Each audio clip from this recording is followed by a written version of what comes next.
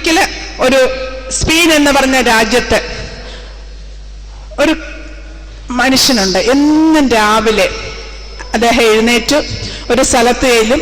അപ്പൊ അവിടെ 2-3 പേര് നിൽക്കുന്നുണ്ട്. അവരെന്ത് ചെയ്യുന്ന ചോദിച്ചാൽ ഒരു വലിയ കൊട്ടയെടുത്ത് നമ്മളുടെ ആദ്യത്തെ മനുഷ്യന്റെ തലയിലേക്ക് വെച്ചു കൊടുക്കും.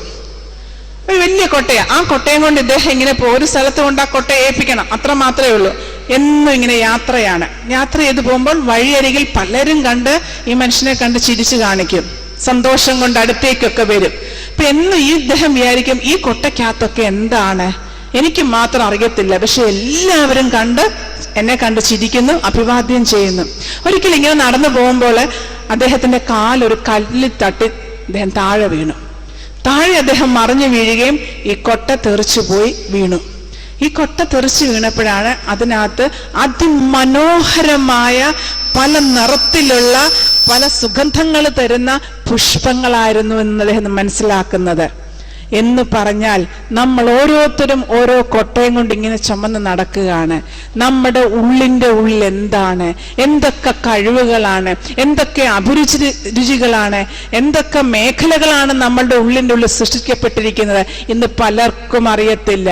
അവരവരുടെ കഴിവെന്താണ്, അവരവരുടെ വാസന എന്താണ്, അവരവരുടെ അഭിരുചി എന്താണ് ഇന്ന് പല കുട്ടികൾക്കും അറിയാതെ പോകുന്നു. ഞാൻ എന്താണ് എന്നറിയാതെ പോകുന്നു. അതിനുവേണ്ടിയാണ് ഇതുപോലെ ക്ലാസ്സുകൾ ഇന്ന് ക്രമീകരിച്ചിരിക്കുന്നത്. ഒരു പക്ഷേ നിങ്ങൾ പല സാഹചര്യങ്ങളിൽ നിന്ന് വരുന്ന കുട്ടികളാണ്. അച്ഛൻ മദ്യപിക്കുന്നതായിരിക്കാം, അച്ഛനും അമ്മയും കൂടെ വഴക്കിടുന്നുണ്ടായിരിക്കാം, നിങ്ങളെ അംഗീകരിക്കുന്നില്ല, നിങ്ങളെ ബഹുമാനിക്കുന്നില്ല, നിങ്ങളെ മനസ്സിലാക്കുന്നില്ല, താരതമ്യം ചെയ്യുന്നുണ്ട്, വേറെ വ്യത്യാസം കാണിക്കുന്നുണ്ട്. ഇതൊക്കെ നിങ്ങൾക്ക് വീട്ടിൽ നിന്ന് അനുഭവപ്പെടുന്നുണ്ട്. തീർച്ചയായിട്ടും ഞാനിത് മനസ്സിലാക്കുന്നുണ്ട്. ഞാനൊരു സ്റ്റുഡന്റ് കൗൺസിലറും കൂടെ ആയതുകൊണ്ട് എനിക്ക് അത് നന്നായിട്ട് നിങ്ങളുടെ പ്രയാസം, നിങ്ങളുടെ ബുദ്ധിമുട്ട് അതേപോലെ തന്നെ ഉൾക്കൊള്ളാൻ എനിക്ക് സാധിക്കുന്നുണ്ട്. തീർച്ചയായിട്ടും ഞാൻ നിങ്ങളോട് പറയുന്നു, ഒരു പക്ഷേ നിങ്ങളുടെ അച്ഛനും അമ്മയും അല്ലെ മാതാപിതാക്കൾ എല്ലാവരും വലിയ വിദ്യാഭ്യാസമുള്ളവരായിരിക്കത്തില്ല. ചിലരെങ്കിലും അധികം പഠിക്കാത്തവരുണ്ടായിരിക്കാം, എന്നാൽ ചിലർ എങ്കിലും അധികം കാര്യങ്ങൾ മനസ്സിലാക്കാത്തവരുണ്ടായിരിക്കാം. നിങ്ങൾ അതത്ര മാത്രം വിചാരിച്ചാൽ മതി. പക്ഷെ നിങ്ങൾക്ക് ഒരു കാര്യം അവിടെ ചെയ്യാം, നിങ്ങളുടെ മാതാപിതാക്കളുടെ നന്മയെ കണ്ടെത്തുക. ഇനി നിങ്ങളുടെ അച്ഛൻ ഒരു മദ്യപാനി ആണെങ്കിൽ പോലും അച്ഛനോട് ദേഷ്യമുണ്ട്, പക്ഷെ ജന്മം തന്ന പിതാവാണ് എന്ന നിലയിൽ അദ്ദേഹത്തെ ബഹുമാനിക്കുക. ജന്മം തന്ന അമ്മയാണ് എന്ന നിലയിൽ ആ അമ്മയെ ആദരിക്കുക, ബഹുമാനിക്കുക. തീർച്ചയായിട്ടും നിങ്ങളെ മനസ്സിലാക്കുന്നില്ലെങ്കിൽ നിങ്ങൾ നിങ്ങളുടെ മാതാപിതാക്കളെ മനസ്സിലാക്കുക. അച്ഛന്റെ ഗുണങ്ങൾ എന്തൊക്കെയാണ്? എത്ര കോപമുള്ള അച്ഛനാണെങ്കിലും എന്നും കൃത്യമായിട്ട് പത്രം വായിക്കുന്ന ഒരാളായിരിക്കും, അടുക്കും ചിട്ടിയുള്ള ഒരാളായിരിക്കും, നല്ല സാമൂഹ്യ ബന്ധമുള്ള ഒരാളായിരിക്കും. ഇനി നിങ്ങളുടെ അമ്മ തീർച്ചയായിട്ടും എപ്പോഴും നിങ്ങളെ ഇറിറ്റേറ്റ് ചെയ്യുന്ന, ഒരു നന്മയും പറയാത്ത, ഒരു സ്നേഹം വാത്സല്യം കാണിക്കാത്ത ഒരു അമ്മയാണെങ്കിൽ പോലും ആ അമ്മയിലെ കഴിവിനെയും കണ്ടെത്തുക. നന്നായിട്ട് പാചകം ചെയ്യുന്ന ഒരു അമ്മയായിരിക്കും, അല്ല നല്ലൊരു അടുക്കളത്തോട്ടം ഉണ്ടാക്കുന്ന അമ്മയായിരിക്കും. നിങ്ങൾ അവരുടെ നന്മയെ തിരിച്ചറിഞ്ഞ് അമ്മയോടും അച്ഛനോടും അവരുടെ നന്മയെക്കുറിച്ച് ഇടയ്ക്കിടയ്ക്കൊന്ന് സൂചിപ്പിക്കുക. തീർച്ചയായിട്ടും അവിടെ മാറ്റങ്ങൾ ഉണ്ടാകും. എൻ്റെ കുട്ടികൾ എന്നെ മനസ്സിലാക്കുന്നെന്നും എൻ്റെ കുട്ടികളെ എൻ്റെ ഓരോ പ്രവൃത്തിയും വീക്ഷിക്കുന്നുണ്ടെന്നും മനസ്സിലാക്കി കൊണ്ട് തന്നെ അവരിൽ മാറ്റം ഉണ്ടാകും. എനിക്ക് നിങ്ങളുടെ മുമ്പിരിക്കുന്ന നിങ്ങളോട് മാത്രമേ കാര്യങ്ങൾ പറഞ്ഞു തരാൻ സാധിക്കത്തുള്ളൂ. അച്ഛനും അമ്മയും ഇവിടെ ഇല്ല, അതുകൊണ്ട് നിങ്ങളോടാണ് കാര്യങ്ങൾ സംസാരിക്കുന്നത്. അതുകൊണ്ട് മനസ്സിലാക്കുക. ഇത്രയൊക്കെ ഞാൻ ആമുഖമായിട്ട് പറഞ്ഞെന്ന് മാത്രമേ ഉള്ളൂ. ഇനി നമ്മളുടെ ക്ലാസ്സിലേക്ക്, വ്യക്തിത്വ വികസനത്തിലേക്ക് നമ്മൾ കടക്കുകയാണ്. എന്താണ് വ്യക്തിത്വ വികസനം എന്ന് പറഞ്ഞാൽ? പെട്ടെന്ന് പറഞ്ഞാട്ട്, എന്താണ് വ്യക്തിത്വ വികസനം? ഒരുപാട് ക്ലാസ്സുകൾ എന്താ പേഴ്സണാലിറ്റി ഡെവലപ്മെന്റ്, അത് തന്നെ. എന്താണത് പേഴ്സണാലിറ്റി ഡെവലപ്മെന്റ് എന്ന് പറഞ്ഞാല്? എന്താണ് പേഴ്സണാലിറ്റി ഡെവലപ്മെന്റ്? എന്താണ് പേഴ്സണാലിറ്റി ഡെവലപ്മെന്റ്? പേഴ്സണാലിറ്റി ഉണ്ടോ? ഇല്ലേ? എല്ലാവർക്കും പേഴ്സണാലിറ്റി ഉണ്ട്. എന്താണ് വ്യക്തിത്വം എന്നത്? മനുഷ്യരിൽ മാത്രമുള്ളൊരു കാര്യമാണ്, അല്ലേ? മൃഗങ്ങളിലുണ്ടോ വ്യക്തിത്വം? ഉണ്ടോ? ഇല്ല. മനുഷ്യരിൽ മാത്രമുള്ളതാണ് വ്യക്തിത്വം. എന്താണ് വ്യക്തിത്വം? നമ്മുടെ മനോഭാവം, നമ്മുടെ അഭിരുചി, നമ്മുടെ പ്രകൃതം, നമ്മുടെ ശരീരഘടന, ഇതൊക്കെ ഉൾപ്പെടുന്നതാണ് നമ്മൾ എന്ന് പറയുന്നത്, അല്ലെ? വ്യക്തിത്വവും അറിവും സംസ്കാരവും കൂടെ ചേരുമ്പോഴാണ് വ്യക്തിത്വ വികസനം ഉണ്ടാകുന്നത്.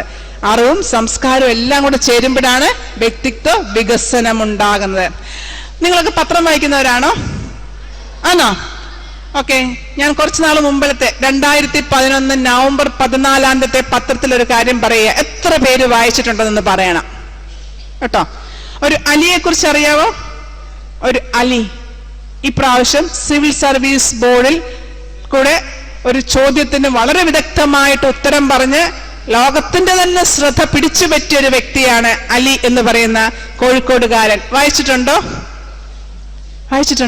ഇപ്പം മമ്മൂട്ടിയുടെ കൊച്ചുമക്കളുടെ പേര് ചോദിച്ചാൽ ഇപ്പൊ അറിയാൻ പറ്റും അല്ലേ?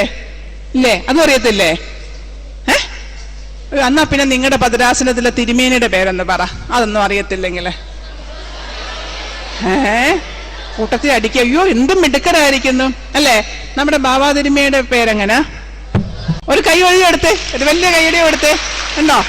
ചുറുചുറുക്കോടെ വായിക്കണം, അറിയണം, എന്നാലേ നമുക്ക് വളരുവാൻ സാധിക്കത്തുള്ളൂ.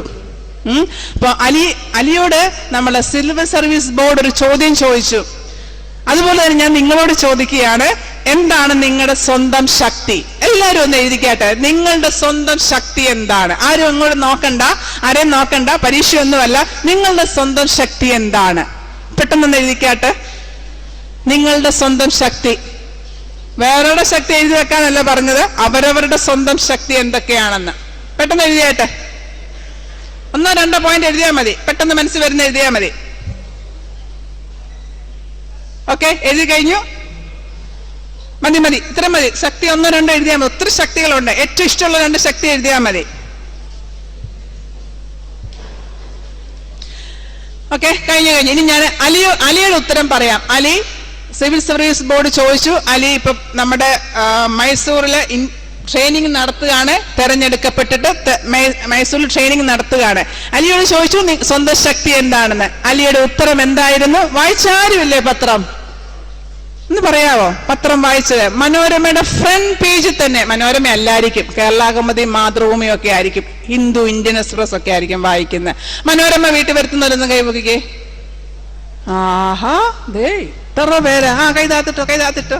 അപ്പൊ ഒന്ന് പറഞ്ഞേ, അലി എന്താ പറഞ്ഞത്? അലി പറഞ്ഞ ഉത്തരം, ഞാനൊരു അനാഥാലയത്തിലാണ് വളർന്നത്. 10 വയസ്സുള്ളപ്പോൾ ഞാൻ അനാഥാലയത്തിൽ വന്നതാണ്. അനാഥാലയത്തിൽ വളർന്ന ഞാൻ ആരുമില്ല എന്നുള്ള തിരിച്ചറിവിൽ നിന്ന് എനിക്ക് കിട്ടിയ മത്സര ബുദ്ധി സനാഥരായ ഒരു കുട്ടികൾക്കും കിട്ടത്തില്ല. എന്ന് പറഞ്ഞാൽ അച്ഛനും അമ്മയും ഇല്ല, ഞാനൊരു അനാഥനാണ്, എനിക്ക് ആരുമില്ല, വളർന്നെങ്കിലും വലുതായെങ്കിലും മാത്രമേ പറ്റത്തുള്ളൂ. അവിടെ നിന്ന് എനിക്കൊരു മത്സര ബുദ്ധിയാണ് കിട്ടിയത്.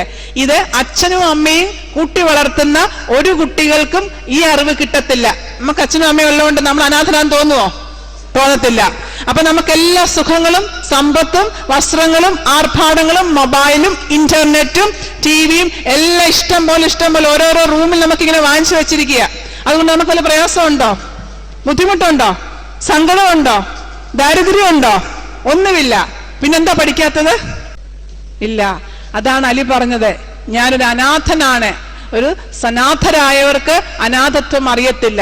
അവിടെ നിന്നാണ്, ആ അനാഥാലയത്തിൽ നിന്നാണ് ഞാൻ എൻ്റെ ജീവിതത്തിന്റെ പാഠങ്ങൾ പഠിച്ചത്, വ്യക്തിത്വം പഠിച്ചത്, അവിടുത്തെ അടുക്കും ചിട്ടയിലുമുള്ള നേതൃത്വം പഠിച്ചത്. നേതൃത്വ പാഠവും ആസൂത്രണ പാഠവും ആശയവിനിമയത്തിന്റെ കഴിവും ക്ഷമയും സഹിഷ്ണുതയൊക്കെ പഠിച്ചത് ഞാൻ ഈ അനാഥാലയത്തിൽ നിന്നാണ്.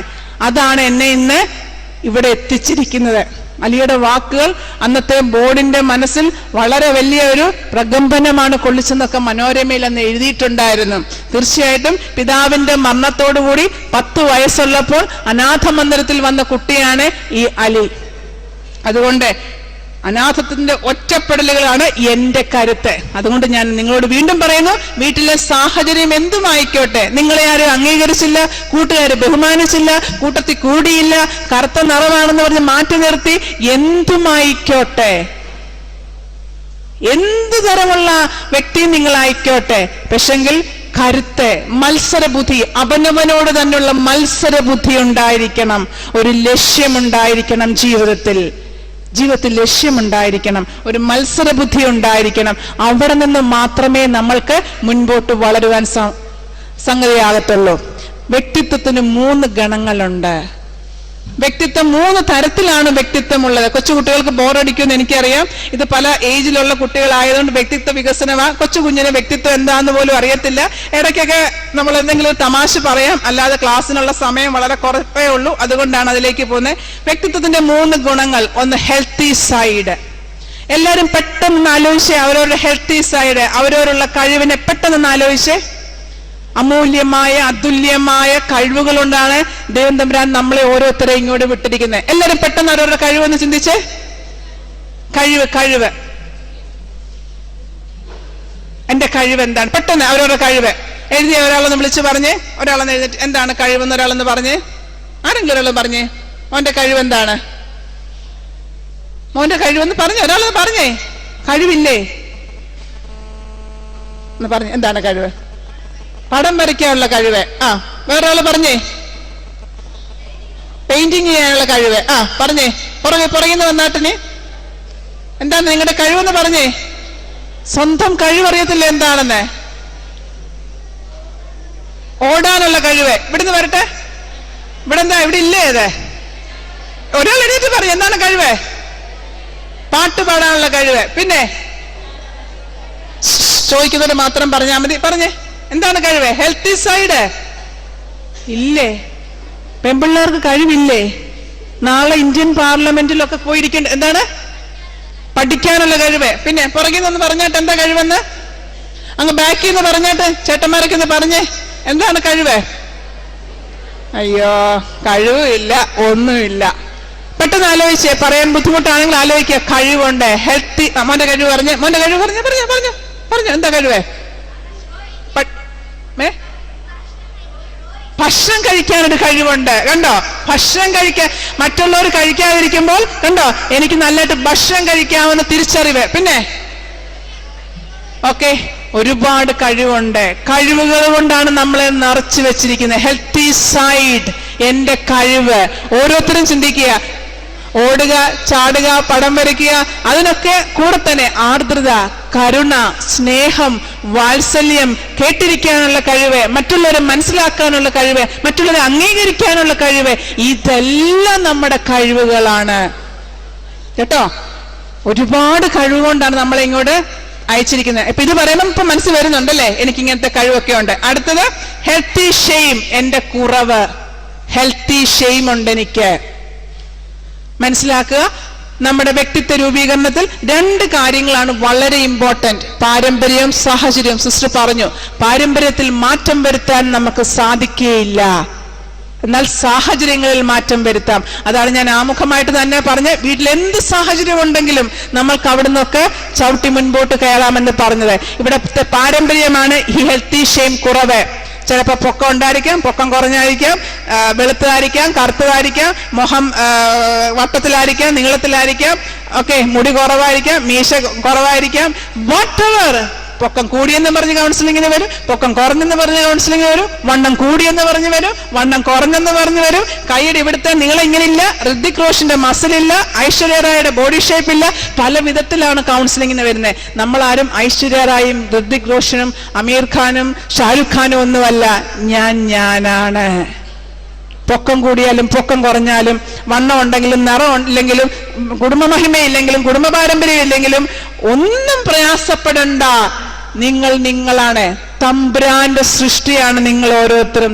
തമ്പുരാന്റെ കൈവേലയാൽ മെനഞ്ഞിരിക്കുന്നവരാണ് നിങ്ങൾ ഓരോരുത്തരും. അതുകൊണ്ട് പൊക്കത്തിലോ നിറത്തിലോ സൗന്ദര്യത്തിലോ ഒന്നും വിഷമിക്കേണ്ട. പക്ഷെ ഈ കൗമാര പ്രായത്തിൽ നമ്മൾ എപ്പോഴും പറഞ്ഞ പോലെ നമ്മൾ മറ്റുള്ളവരുമായിട്ട് താരതമ്യം നടത്തും. ഒരിക്കലും മറ്റുള്ളവരുമായിട്ട് താരതമ്യം നടത്തണ്ട.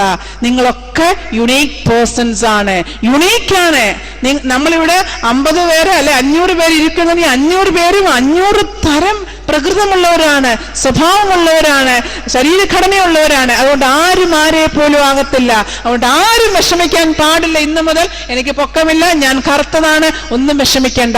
ഒരിക്കലെ ഒരു ഉത്സവപ്പറമ്പില് ബലൂൺ വിൽക്കുന്ന ഒരാളുണ്ടായിരുന്നു. ഉത്സവപ്പറമ്പില് ഹീലിയം നിറച്ച ബലൂൺ അദ്ദേഹം ഇങ്ങനെ വായുവിലേക്ക് ഇങ്ങനെ പറത്തി വിടും.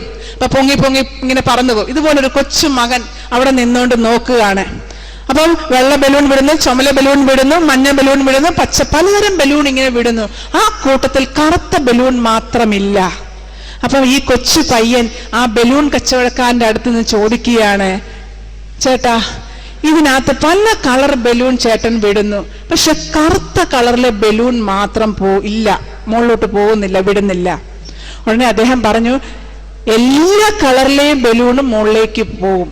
ഹീലിയം നിറച്ചു കൊടുത്താൽ എല്ലാ കളർ ബലൂണും മുകളിലേക്ക് പൊങ്ങി പറന്നു പോകും. ഇവിടെ കറുപ്പിലോ വെളുപ്പിലോ മഞ്ഞയിലോ ഒന്നും ഇവിടെ കാര്യമില്ല. അതിനകത്ത് നിറച്ചിരിക്കുന്ന വായു, ഓക്സിജനിലാണ് അവിടെ കാര്യമിരിക്കുന്നത്. അതിനകത്ത് എന്ത് നിറച്ചിരിക്കുന്നു അതിലാണ് അവിടെ കാര്യമിരിക്കുന്നത്. അപ്പൊ ആ കുട്ടി ഒരു കറുത്ത വർഗക്കാരൻ കുട്ടിയായിരുന്നു. അതുകൊണ്ടാണ് അവൻ ആ ബലൂണിലെ കറുത്ത നിറം കാണാഞ്ഞപ്പോൾ കറുപ്പ് നിറത്തിലെ ബലൂൺ മുകളിലേക്ക് പൊങ്ങി പോകത്തില്ലേ, കറുപ്പ് നിറത്തിലെ ബലൂൺ ഉപയോഗിക്കത്തില്ലേ എന്ന് ചോദിച്ചത്. കറുപ്പ് നിറത്തിലല്ല കാര്യമിരിക്കുന്നത്, നിറത്തിലല്ല കാര്യമിരിക്കുന്നത്, സൗന്ദര്യത്തിലല്ല കാര്യമിരിക്കുന്നത്.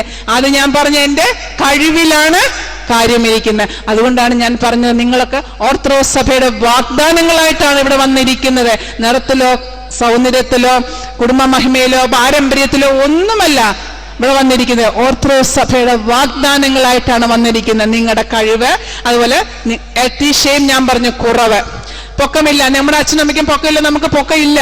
അതൊക്കെ ജനറ്റിക് ഫാക്ടറാണ്. നമുക്കതിൽ ഒരു മാറ്റവും വരുത്താനൊക്കത്തില്ല.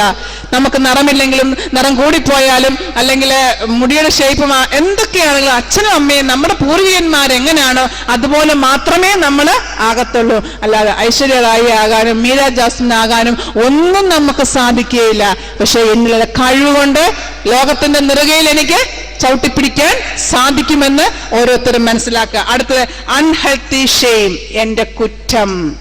അൺഹെൽത്തി ഷെയിം എന്തൊക്കെയാണ്? എന്റെ അൺഹെൽത്തി ഷെയിം, അൺഹെൽത്തി ഷെയിം എന്റെ കുറ്റം. ആദ്യത്തെ എന്റെ കഴിവ്, പിന്നത്തെ എന്റെ കുറവ്, പിന്നത്തെ എന്റെ കുറ്റം. അൺഹെൽത്തി ഷെയിം എന്ന് പറയാവോ? അൺഹെൽത്തി ഷെയിം, കുറ്റം. പഠിക്കാതെ വായി നോക്കി മിസ് കോൾ അടിച്ച് മൊബൈലും പിടിച്ച് അല്ലെ ലൈൻ അടിച്ച് ഒന്നും പറയണ്ട. അയ്യോ ലൈൻ അടിക്കുന്ന കുറ്റമായിട്ട് ഞാൻ പറയത്തില്ല, പക്ഷെ പഠിക്കേണ്ട സമയമൊക്കെ കളഞ്ഞ് വല്ല ആമ്പിള്ളാരെയും വായി നോക്കി വല്ലവരും പറയുന്നതിന്റെ പുറകെയൊക്കെ പോയി, പിന്നെ പെൺപിള്ളാരെയും കമന്റ് അടിച്ച് വേണ്ടാത്ത കൂട്ടുകെട്ടിലൊക്കെ കൂട്ടുകൂടി, സൺഡേ സ്കൂളിലും പോകാതെ പള്ളിയിലൊക്കെ വരാതെ അല്ലെ എല്ലാത്തിനെയും ചോദ്യം ചെയ്ത് ചില കുറ്റങ്ങളിലേക്ക് പോവും. ഒരിക്കലും അത് പാടില്ല. അത് കറക്റ്റ് ചെയ്യുക. എന്നിലുള്ള എന്ത് കുറ്റത്തെയും എന്ത് പോരായ്മയും കറക്റ്റ് ചെയ്യുക. അപ്പം എന്റെ കഴിവിനെ ഇംപ്രൂവ് ചെയ്യുക, കുറവിനെ അക്സെപ്റ്റ് ചെയ്യുക, എന്റെ കുറ്റത്തെ കറക്റ്റ് ചെയ്യുക. കുറ്റങ്ങളുണ്ട്, ചില മനുഷ്യരാണ്, നമുക്കൊക്കെ തെറ്റും കുറ്റവും അബദ്ധങ്ങളൊക്കെ വരും. ആരും കുഞ്ഞുങ്ങളെ പൂർണ്ണരില്ല. തെറ്റുണ്ട്, അബദ്ധമുണ്ട്, ഒക്കെ സംഭവിക്കും നമുക്ക് പുറകിൽ ഓക്കെ. അതുകൊണ്ട് ശ്രദ്ധിക്കുക, നമുക്ക് കുറവുണ്ട്, കുറ്റങ്ങളുണ്ട്. പക്ഷെങ്കിൽ ഈ കുറ്റങ്ങളെ കറക്റ്റ് ചെയ്യാനായിട്ട് ശ്രമിക്കുക. അതാണ് ഈ വ്യക്തിത്വ വികസനത്തിലെ വളരെ ഇമ്പോർട്ടന്റ് ആയിട്ട് നമ്മൾ ശ്രദ്ധിക്കേണ്ട കാര്യങ്ങൾ. ഈ 3 ഗണത്തിൽ കൂടാണ് നമ്മൾ കടന്നു പോകുന്നത്. നെൽസൺ മണ്ടേലയ്ക്ക് എന്ത് നിറവായിരുന്നുണ്ടായിരുന്നേ? അബ്ദുൽ കലാമിന്. പക്ഷെങ്കിൽ അവരൊക്കെ ലോകത്തിന്റെ നെറുകയിൽ നിന്ന് അമ്മാനമാടിയവരാണ്.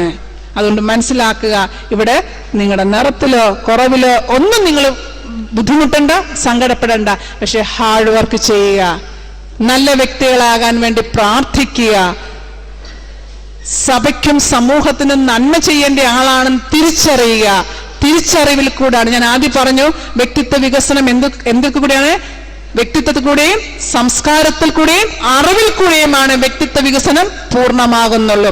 അതുകൊണ്ട് നിങ്ങളെ ഈ ഒരു പ്രായത്തിൽ ഒരുപാട് ഫ്രസ്ട്രേഷനും, ഏറ്റവും കൂടുതൽ ഞാൻ മനസ്സിലാക്കുന്ന സമൂഹത്തിൽ ഫ്രസ്ട്രേഷൻ അനുഭവിക്കുന്ന, സ്ട്രെസ് അനുഭവിക്കുന്ന കുഞ്ഞുങ്ങളാണ്. സ്കൂളിൽ നിന്നാണെങ്കിലും ക്ലാസ് മുറിയിൽ നിന്നാണെങ്കിലും സ്കൂളുകാർ തമ്മിലുള്ള മത്സരം അല്ലെ, അയലത്തെ കുട്ടികൾ തമ്മിലുള്ള മത്സരം, വീടിനകത്ത് മത്സരം, കസിൻസ് തമ്മിൽ മത്സരം, എവിടെയും നിങ്ങളെ ഒരു മത്സര ചരക്കായിട്ടാണ് മറ്റുള്ളവർ കണ്ടുവച്ചിരിക്കുന്നത്. അതുകൊണ്ട് നിങ്ങൾ ഏറ്റവും കൂടുതൽ സ്ട്രെസ്സും സ്ട്രെയിനും അനുഭവിക്കുന്നുണ്ട്. അതുകൊണ്ടാണ് പറയുന്നത്, നിങ്ങളെ ഒരു life education, life skill education പഠിച്ചെടുക്കണം. ലൈഫ് സ്കിൽ, ജീവിത നൈപുണ്യങ്ങൾ. അപ്പൊ ഇനി ഞാൻ അതിനെക്കുറിച്ചാണ് ഇവിടെ പറയുന്നത്. അതൊരു 10 പോയിന്റ് ഉണ്ട്. ഓരോ പോയിന്റും പറയുമ്പോൾ നിങ്ങളിൽ ഒരാൾ വന്ന് അതിനെക്കുറിച്ച് ഒരു 2 വാചകം കൂടെ നിങ്ങൾക്ക് പറയാനുള്ള കൂട്ടിച്ചേർക്കണം. എന്ന് പറഞ്ഞാൽ നമ്മളൊരു ഓഡിയൻസിനെ ഫേസ് ചെയ്യുന്നു, നമുക്ക് പറയാനുള്ള ആശയങ്ങളെ പറയാനുള്ള അവസരം കിട്ടുന്നു. ഇതൊക്കെ ഒരു ഈ ലൈഫ് സ്കില്ലിന്റെ ഭാഗമാണ്. അതുകൊണ്ട് ഞങ്ങളുടെ ക്ലാസ് എന്ന് പറയുമ്പോൾ IVEAT, ഞാനും നമ്മുടെ സബ്ജക്റ്റും നിങ്ങളും കൂടെ ഒന്നിച്ചു ചേരുന്ന ഒരു പാരഡൈം ഷിഫ്റ്റ് ആണ് നമ്മളിവിടെ പ്രയോഗിക്കുന്നത്. അതുകൊണ്ട് ഇനി ലൈഫ് സ്കിൽ, ജീവിത നൈപുണ്യങ്ങൾ, ഞാൻ പറഞ്ഞല്ലോ കൗമാരപ്രായത്തിൽ ഒത്തിരി സ്ട്രെസ് ഉണ്ട്. ഈ ജീവിത നൈപുണ്യങ്ങൾ പഠിച്ചെടുത്താൽ ഒരു നല്ല യുവാവ്, യുവതി അല്ലെങ്കിൽ നല്ലൊരു വ്യക്തിയായിട്ട് ജീവിതത്തിൽ മുഴുവൻ നമുക്ക് മുന്നേറാൻ സാധിക്കും. അതിനാണ് ലൈഫ് സ്കിൽസ് നമുക്ക് തന്നിരിക്കുന്നത്. ലൈഫ് സ്കിൽസിനെ കുറിച്ച് കേട്ടിട്ടുണ്ടോ? കേട്ടിട്ടില്ല? ജീവിത നൈപുണ്യങ്ങൾ സ്കൂളിലൊന്നും ആരും പറഞ്ഞു തന്നിട്ടില്ലേ ജീവിത നൈപുണ്യങ്ങൾ എന്തൊക്കെയാണെന്ന്? ഇല്ല. നമ്മളെ ഫലപ്രദമായ വെല്ലുവിളികളെ നേരിടാനും മാനസികവും ശാരീരികവുമായ ആരോഗ്യം നിലനിർത്താനും ഒക്കെ ഈ ലൈഫ് സ്കിൽസ് നമുക്ക് വളരെ പ്രയോജനപ്പെടും. ഒന്നാമത്തെ കാര്യമാണ്, ഞാൻ സ്പീഡിൽ പറയുകയാണ്, നമുക്ക് 10:45 വരെയാണ് സമയം തന്നിരിക്കുന്നത്. അപ്പൊ ഈ ലൈഫ് സ്കിലൂടെ പറഞ്ഞു കഴിഞ്ഞാൽ നിങ്ങളുടെ ക്വസ്റ്റ്യൻസ്, നിങ്ങളുടെ ഉത്തരങ്ങൾക്കൊക്കെ മറുപടി പറയണമല്ലോ, ചോദ്യങ്ങൾക്കൊക്കെ മറുപടി പറയണം. ഓക്കെ, ഒന്നാമത്തെ ലൈഫ് സ്കിൽ ജീവിത നൈപുണ്യം. അപ്പൊ ഞാൻ ഒന്നുകൂടെ പറഞ്ഞോളട്ടെ, നമ്മളിപ്പോ നിങ്ങൾ 1 വയസ്സ് മുതലും ജനനം തൊട്ട് 1 വയസ്സ് വരെയുള്ളൊരു കാലഘട്ടം നിങ്ങൾക്ക് ഉണ്ടായിരുന്നു. അന്ന് അമ്മയുടെ പാല് മാത്രം കുടിക്കുന്ന ഒരു കാലഘട്ടം. അല്ലെങ്കിൽ 1 വയസ്സ് തൊട്ട് നിങ്ങൾ 3 വയസ്സ് വരെയുള്ള കാലത്ത് നിങ്ങൾ മുട്ടയിലെഴിഞ്ഞ് നടന്നു, ബാഹ്യലോകവുമായിട്ട് കൂടുതൽ ബന്ധം നിങ്ങൾ പുലർത്തി. 3 തൊട്ട് 6 വയസ്സ് വരെയുള്ള 5 വയസ്സ് വരെയുള്ള കാലഘട്ടത്തിൽ നിങ്ങൾ നഴ്സറി പോയി അല്ലെങ്കിൽ അംഗൻവാടിയിൽ പോയി നിങ്ങൾ അമ്മയുമായിട്ട് സെപ്പറേറ്റ് ചെയ്തു. 6 തൊട്ട് 12 വയസ്സ് വരെ ഒരു കാലഘട്ടത്തിൽ നിങ്ങൾ ജീവിതത്തെ കുറിച്ച് നല്ല നല്ല സാങ്കേതിക പരിജ്ഞാനം, ഡാൻസിലായാലും പാട്ടിലാണെങ്കിലും സൈക്ലിങ്ങിലാണെങ്കിലും നീന്തലിലാണെങ്കിലും ഒക്കെ നിങ്ങളൊരു പരിജ്ഞാനം നേടുന്ന ഒരു കാലഘട്ടമാണ് 6 തൊട്ട് 12 വയസ്സ് വരെയുള്ള കാലഘട്ടം. തീർച്ചയായിട്ടും അതിന്റെ കൂടെ ഈ ലൈഫ് സ്കിൽസ് 12 മുതൽ നമ്മൾ വീണ്ടും കൗമാരത്തിന്റെ 10 തൊട്ടാണ് എങ്കിലും 12 തൊട്ടാണ് നമ്മളിവിടെ പറഞ്ഞു വരുന്നത്. പക്ഷെങ്കിൽ 10 തൊട്ട് തന്നെ നമ്മൾ കൗമാരം കൂടെ അതിനിടയ്ക്ക് വളരെ ഭാവി നമ്മുടെ മുമ്പിലേക്ക് ഇടിച്ചു കയറുകയാണ്. അതുകൊണ്ടാണ് ഈ ലൈഫ് സ്കില്ലും നേരത്തെ തൊട്ട് പഠിപ്പിക്കണം എന്ന് പറയുന്നത്. ഓക്കെ, ലൈഫ് സ്കിൽ ഒന്നാമത്തെ കാര്യം ഡിസിഷൻ മേക്കിംഗ്, തീരുമാനമെടുക്കാനുള്ള കഴിവ്. തീരുമാനമെടുക്കുക. ഇപ്പൊ നിങ്ങളെ സംബന്ധിച്ച് എങ്ങനെ തീരുമാനമെടുക്കുന്നത്? നിങ്ങൾക്ക് വേണ്ടി ഡ്രസ്സ് എന്താണെന്ന് നിങ്ങൾ തീരുമാനിക്കുക, ഏത് വിഷയം ആദ്യം പഠിക്കണം തീരുമാനിക്കുക, എത്ര സമയം പഠിക്കണമെന്ന് തീരുമാനിക്കുക, അല്ലെ? ഇതൊക്കെ ഒരു അവധി ദിവസം എങ്ങനെ ചെലവഴിക്കണം തീരുമാനിക്കുക, എത്ര നേരം TV കാണണം തീരുമാനിക്കുക, അതിനകത്ത് ഏത് പരിപാടിയാണ് കാണണം തീരുമാനിക്കുക, എത്ര നേരം കമ്പ്യൂട്ടർ ഗെയിം കളിക്കണം, എത്ര സമയത്തുള്ള നിർത്തണം. ഇതൊക്കെ ഒരു തീരുമാനങ്ങളാണ്. സ്വയം അച്ഛനും അമ്മയും വന്ന് പറഞ്ഞല്ല കമ്പ്യൂട്ടർ നിർത്തേണ്ടത് അല്ലെങ്കിൽ TV നിർത്തേണ്ടത്. നിങ്ങൾ സ്വയം തീരുമാനം, ഡിസിഷൻ മേക്കിംഗ്. എത്ര സമയം കളിക്കണം, ഇന്ന് എന്തൊക്കെ പഠിച്ചു തീർക്കണം, എപ്പോഴാണ് ഉറങ്ങേണ്ടത്, എപ്പോഴാണ് എഴുന്നേക്കേണ്ടത്, സ്വയം തീരുമാനിക്കുക. Decision making. ഇങ്ങനെ ഇന്ന് നമുക്കറിയാം വലിയ ചേട്ടന്മാരും ചേച്ചിമാരൊക്കെ കല്യാണം കഴിച്ചു ജീവിതത്തിലേക്കൊക്കെ ചെല്ലുമ്പോൾ പ്രശ്നങ്ങളൊക്കെ ഉണ്ടാകുന്ന സ്വയം തീരുമാനങ്ങളൊക്കെ എടുക്കാൻ കഴിവില്ലാതെ പോകുന്നതുകൊണ്ടാണ്. അതുകൊണ്ടാണ് ഇപ്പൊ ഈ ലൈഫ് സ്കിൽസ്, ജീവിത നൈപുണ്യങ്ങൾ പഠിക്കണമെന്ന് പറയുന്നത്. ലൈഫ് സ്കിൽ ഒന്നാമത്തെ ഡിസിഷൻ മേക്കിംഗ്. ഇതിനെക്കുറിച്ച് ആരാണ് ഒരു വാചകം എന്ന് പറയുന്നത്? പെട്ടെന്ന് വന്നാട്ട് ഓടുക, ഒരു ക്ലാപ്പ് കൊടുത്തേ.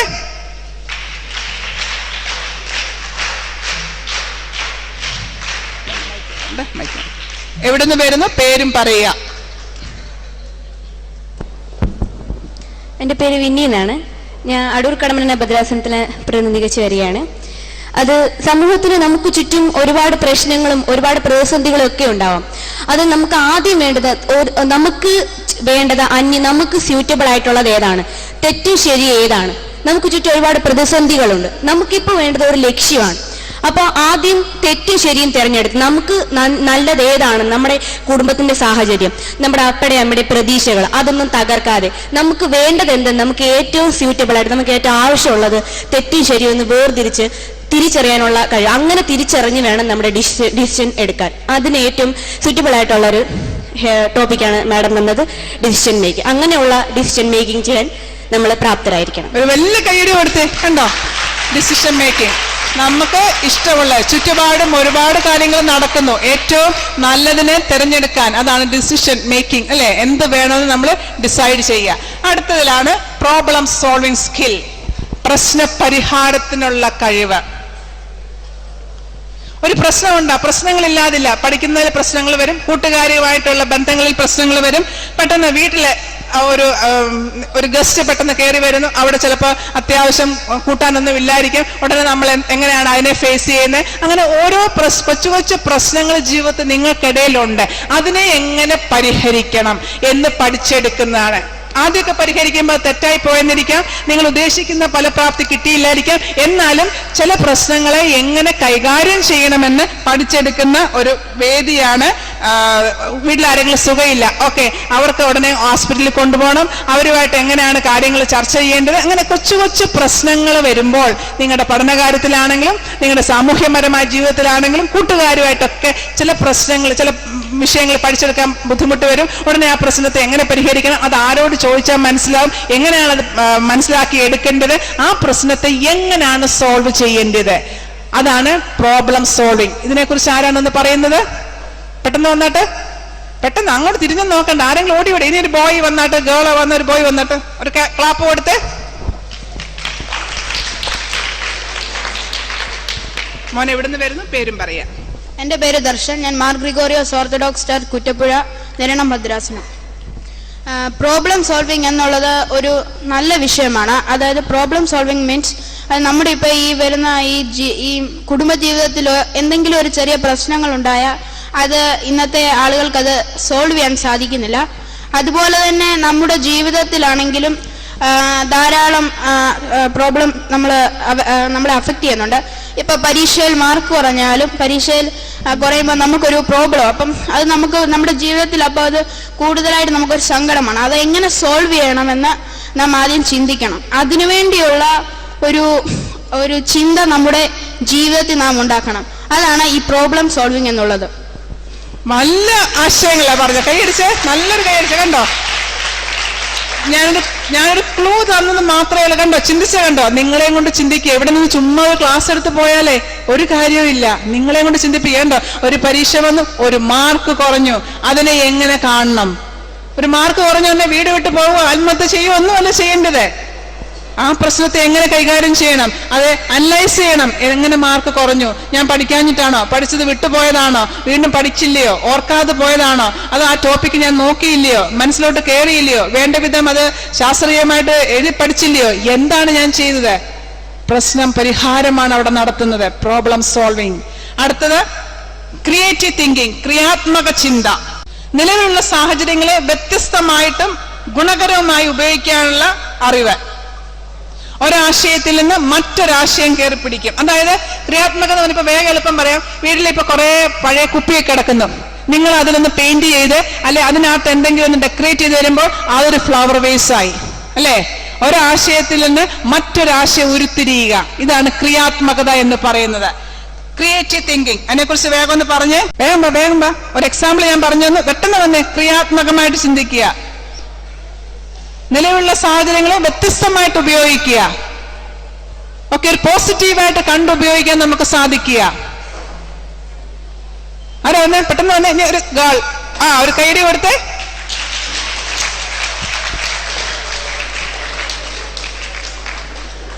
നമ്മുടെ പേരും പറയാ, സ്ഥലവും പറയാം.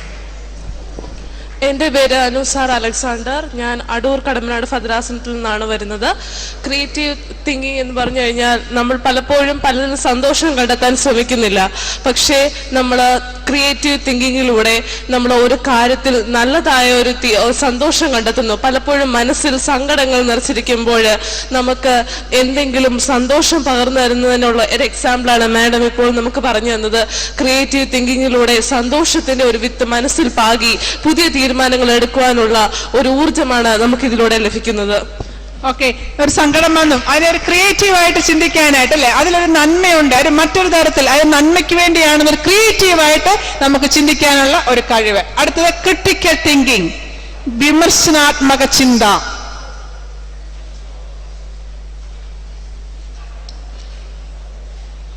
ഒരു കാര്യം കേട്ട ഉടനെ അത് അതുപോലെ തന്നെ അങ്ങോട്ട് ചിന്തിക്കാതെ അതിനകത്ത് ചില ഗുണങ്ങളുണ്ടോ, അതിന് ദോഷങ്ങളുണ്ടോ എന്നൊക്കെ ഒന്ന് ചിന്തിച്ച്. ഒരു കൂട്ടുകാരി ഒരു കാര്യം പറയുന്നു, അത് അതുപോലെ അങ്ങ് ശരിയായിരിക്കും. അവള് സ്കൂളിൽ നിന്ന് അങ്ങോട്ട് പോകുമ്പോൾ ഒരാളോട് വർത്താനം പറഞ്ഞുകൊണ്ട് പോയി. ഉടനെ നമ്മൾ ചിന്തിക്കും അതാ ശരി. അല്ല, നമ്മൾ അതിന് തിരക്കണം, അത് ആരോടാണ് വർത്താനം പറഞ്ഞത്, അല്ലെ? ചിലപ്പോ കസിൻ ആയിരിക്കാം, ചിലപ്പോ സ്വന്തം അപ്പന്റെ അനിയൻ തന്നെ ആയിരിക്കാം. നമ്മൾ എല്ലാത്തിനും വേണ്ടാത്ത രീതിയിലാണ് ചിന്തിക്കുന്നത്. ഒരു വിമർശനാത്മക ചിന്ത. ഒരു കാര്യം കേട്ടാൽ അത് അതുപോലെ വിശ്വസിക്കാതെ അതിന്റെ പല വശങ്ങളെ കുറിച്ച് പല ആംഗിളിൽ നിന്ന് ചിന്തിക്കാനുള്ള കഴിവാണ് ഇവിടെ വിമർശനാത്മക ചിന്ത എന്ന് പറയുന്നത്. അതിന്റെ കോസ് ആൻഡ് എഫക്റ്റ് എന്താണ്, ഒരാൾ പറയുന്ന അതുപോലെ തന്നെ ഉൾക്കൊള്ളാതെ, നമ്മൾ കേൾക്കുന്ന ക്ലാസ്സുകളും പ്രസംഗങ്ങളും ഒക്കെ അതുപോലെ തന്നെ ഉൾക്കൊള്ളാതെ അത് മനസ്സിലാക്കി നമ്മുടെയും കൂടെ ചില പഠിച്ച കാര്യങ്ങളും നമ്മുടെ അറിവും കൂടെ അതിനകത്ത് ഉൾപ്പെടുത്തി പുതിയ തരത്തിൽ ചിന്തിക്കാനും പുതിയ തരത്തിൽ പ്രവർത്തിക്കാനുമുള്ള ഒരു കഴിവാണ്. മനസ്സിലായോ? ആരെങ്കിലും ഓടി വന്നേ, ബോയുടെ ഭാഗത്ത് നല്ല വന്നേ. മറ്റുള്ളവരോട് നല്ലതായിട്ട് ഇന്ററാക്ട് ചെയ്യാനും കമ്മ്യൂണിക്കേറ്റ് ചെയ്യാനും ഒക്കെ ഉള്ള ഒരു കഴിവാണ്. നല്ലൊരു ക്ലാപ്പ് കൊടുത്ത്. പേരെന്താ, എവിടുന്ന് വരുന്നു പറഞ്ഞ്? എന്റെ പേര് ജോയൽ എബ്രഹാം. ഞാൻ സെന്റ് George Orthodox Church Chengannur Niranam ഭദ്രാസനത്തിൽ നിന്ന് വരുന്നു. ക്രിട്ടിക്കൽ തിങ്കിങ്ങിനെ കുറിച്ച് നാം ആദ്യം ചിന്തിക്കുമ്പോൾ ഏറ്റവും ലേറ്റസ്റ്റ് ആയ കാര്യം തന്നെ നോക്കിയാൽ നമുക്ക് പറയുവാൻ സാധിക്കുന്നത് സേണിൽ ശാസ്ത്രജ്ഞന്മാർ കണ്ടുപിടിച്ച ന്യൂട്രോണിനെ കുറിച്ചാണ്. ആൽബർട്ട് ഐൻസ്റ്റീന്റെ തിയറി ഓഫ് റിലേറ്റിവിറ്റി മാറ്റി മറിച്ച ഒരു തിയറിയാണ് ന്യൂട്രോണിന്റെ കണ്ടുപിടുത്തം. അദ്ദേഹത്തിന്റെ ആ കണ്ടുപിടുത്തം ലൈറ്റിന്റെ സ്പീഡിനേക്കാൾ മറ്റൊന്നിനും സഞ്ചരിക്കുവാൻ സാധിക്കുകയില്ല എന്ന് തന്റെ സിദ്ധാന്തം അപ്പാടെ വിശ്വസിച്ചിരുന്നെങ്കിൽ ഇന്ന് മനുഷ്യന് ഇത്രയധികം വലിയൊരു കണ്ടുപിടുത്തം നടത്തുവാൻ സാധിക്കുകയില്ലായിരുന്നു. ലോകത്തിലെ പല സംസ്കാരങ്ങളും പല സിദ്ധാന്തങ്ങളും പുതിയതായി രൂപപ്പെട്ടത് ക്രിട്ടിക്കൽ തിങ്കിങ്ങിലൂടെയാണ്. ഉദാഹരണത്തിന് ഗലീലി ഗ്രാവിറ്റേഷണൽ പുള്ളിന്റെ അരിസ്റ്റോട്ടലിന്റെ സിദ്ധാന്തം മാറ്റിമറിക്കുന്നു. ഇന്നത്തെ നമ്മുടെ മനുഷ്യന്റെ ഓരോ കണ്ടുപിടുത്തത്തിന്റെയും ആധികാരികമായ വശം തന്നെ ക്രിട്ടിക്കൽ തിങ്കിങ് ആണ്. അതുമൂലം മാത്രമേ മനുഷ്യന് കൂടുതൽ വളരുവാൻ സാധിക്കുകയുള്ളൂ. ഒരു ലെവലിൽ നിന്ന് മറ്റൊരു ലെവലിലോട്ട് മാറുമ്പോഴും മനുഷ്യൻ എന്തെങ്കിലും പുതിയത് കണ്ടുപിടിക്കുമ്പോഴും തന്റെ പഴയ സിദ്ധാന്തത്തെ മാറ്റിമറിക്കുവാൻ തന്നെയാണ് ശ്രമിക്കുന്നത്. ആയതിനാൽ നമ്മുടെ പൂർവികർ നമുക്ക് ട്രഡീഷൻ ഒത്തിരി അധികം കിട്ടുന്നുണ്ട്, അത് ശരിയാണ്. നാം ആ ട്രഡീഷനെ സ്വീകരിക്കണം. സതി എന്ന സിസ്റ്റം രാജാ രാമോഹൻ റോയ് അത് ശരിയാണോ തെറ്റാണോ എന്ന് ചോദ്യം ചെയ്തിരുന്നില്ലായിരുന്നെങ്കിൽ ഇന്നും ആ ഈവിൾ പ്രാക്ടീസ് നമ്മുടെ സമൂഹത്തിൽ തുടരുമായിരുന്നു. അങ്ങനെ ഇന്ന് അധപ്പതിച്ചു കൊണ്ടിരിക്കുന്ന സമൂഹത്തെ വീണ്ടെടുത്തത് ക്രിട്ടിക്കൽ തിങ്കിങ് പരിശീലിച്ച അഥവാ പ്രാക്ടീസ് ചെയ്ത മനുഷ്യർ മൂലം മാത്രമാണ് എന്നുള്ള സത്യം നാം ഒരിക്കലും വിസ്മരിക്കരുത് എന്ന് ഓർമ്മിപ്പിച്ചുകൊണ്ട് ഞാൻ എന്റെ വാക്കുകൾ നിർത്തുന്നു. നന്ദി, നമസ്കാരം. മോന്റെ മുമ്പ് ഞാൻ എന്റെ ശിരസ് നമിക്കുന്നു. ഇനി അതിനെക്കുറിച്ച് എനിക്കൊന്നും പറയാനില്ല. ഞാൻ പറഞ്ഞില്ലേ, ഞാൻ ആദ്യം പറഞ്ഞില്ലേ, നിങ്ങളിൽ നിന്നാണ് ഞങ്ങൾക്കൊക്കെ ലേൺ ചെയ്യാനുള്ള. നിങ്ങളൊക്കെ ഭാവിയുടെ പ്രാക്ടിക്കൽ ലൈഫ് ജീവിക്കുന്ന അതുല്യമായ പ്രതിഭകളാണെന്ന് ഞാൻ ആദ്യം പറഞ്ഞില്ലേ. വളരെ വളരെ സന്തോഷം. അടുത്തത് എഫക്റ്റീവ് കമ്മ്യൂണിക്കേഷൻ, ആശയവിനിമയത്തിലുള്ള കഴിവ്. എഫക്റ്റീവ് കമ്മ്യൂണിക്കേഷൻ, തുറന്നു പറയാനും മറ്റുള്ളവർ പറയുന്നത് കേൾക്കുവാനും, സ്കൂളിലായാലും വീട്ടിലായാലും നാട്ടിലായാലും ഒക്കെ നല്ലൊരു ആശയവിനിമയം നടത്താനുള്ള കഴിവ്. ഇന്ന് പലർക്കും കണ്ണിൽ കണ്ട് നോക്കി സംസാരിക്കാൻ അറിയത്തില്ല, നേരെ നിന്ന് സംസാരിക്കാൻ അറിയത്തില്ല, ആവശ്യങ്ങൾ ചോദിച്ചു വാങ്ങിക്കാൻ അറിയത്തില്ല, പറയേണ്ട കാര്യങ്ങൾ ഏത് വിധത്തിൽ പറയണമെന്നറിയത്തില്ല. നല്ലൊരു ആശയവിനിമയം ഡെവലപ്പ് ചെയ്യുക. അതെ, ന്യൂസ് പേപ്പറിൽ കൂടെ ആയാലും റീഡിങ്ങിൽ കൂടെ ആയാലും ഒക്കെയാണ് നല്ല ആശയവിനിമയം ഡെവലപ്പ് ചെയ്യുന്നത്. ആരാണ് അതിനെക്കുറിച്ച് പറയുന്നത്? പെൺപിള്ളാരുടെ ഭാഗത്തു നിന്ന് പെട്ടെന്ന് വന്നിട്ട് നിങ്ങളുടെ റിലേറ്റീവ്സിനോട്, നിങ്ങളുടെ ഫ്രണ്ട്സിനോട്, നിങ്ങളുടെ നെയ്ബേഴ്സിനോട്, നിങ്ങളുടെ പേരൻസിനോടൊക്കെ നല്ലൊരു ആശയവിനിമയം ലൈഫ് സ്കില്ലിന്റെ ഇമ്പോർട്ടന്റ് 5ാമത്തെ പോയിന്റ് ആണ് എഫക്റ്റീവ് കമ്മ്യൂണിക്കേഷൻ. പെട്ടെന്ന് വന്നിട്ട് പെൺകുട്ടികളുടെ ഭാഗത്തു നിന്ന് ആരാ വരുന്നത്? പെട്ടെന്ന് വന്നിട്ട് എഫക്റ്റീവ് കമ്മ്യൂണിക്കേഷൻ. പറയാത്തവർ വരണം അതിനകത്ത്. Effective communication.